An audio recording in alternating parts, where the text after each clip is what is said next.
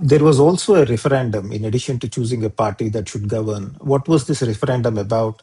I believe it was all about various political reforms that were suggested in the July Charter. And were people aware about the scale of changes that were being proposed in the referendum? What is your opinion on that? I don't think everybody was aware of the scale because there are several reforms which were proposed.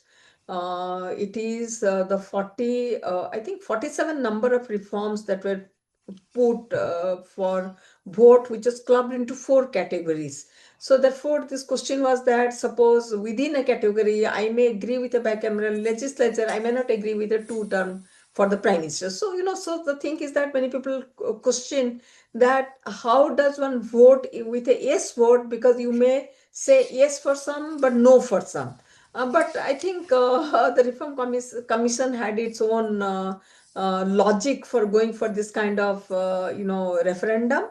So the referendum is largely yes, but what I think is that, like I was saying, it's independent commission, so that there is no interference of the prime minister, the ruling political party in the functioning of, suppose you say, anti-corruption commission, judicial commission, all such election commissions. So they wanted an independent commissions for all. That is number one. Number two is two-term for the prime minister. That is, most of the people agree. Even the BNP also has agreed, though it was expected that Jamaat, which has different leadership, and BNP is much more of a dynastic kind of political party. BNP may not agree, but BNP has also agreed to that.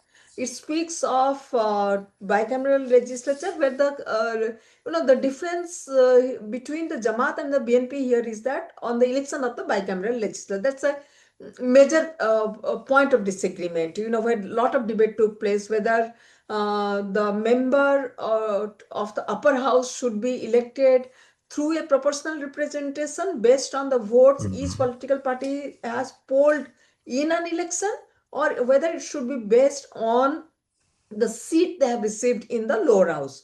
So BNP has preferred that it should be based on the seat each party has received in the lower house. Jamaat prefers it on the basis of the vote they have polled in any election. So obviously, Jamaat is thinking from its point of view. Suppose it doesn't have, suppose it gets 3 seats, but it may have got elected in 3 seats, but it has suppose 10 or 15% of votes, so it will get more seats in the upper house. So that is a point of debate. So therefore, I would say with a 2/3 majority, which the BNP has received in this particular election, it will actually, in the places where BNP has a disagreement, so it will pass. It will actually put such kind of reform which is acceptable to BNP. Of course, there will be debate, there will be opposition, but that the BNP will have an upper hand. So the reform, also the caretaker regime, everybody wanted a caretaker regime, so there is no difference. There is no reservation there on that. I think the third clause of the referendum, where it is said on 30 issues, which the third clause of the referendum proposed, the political parties have consensus. So there is, on many places there is consensus, on many places there is no consensus. So let's see how they are going to navigate where they have the difference, whose will is going to prevail when they navigate. But having said that, I would also say that 40% of the population did not come out and vote. So therefore, this referendum will not have the attestation of that 40% people who vote. But in any case, in any election, we don't expect everybody should come out and vote.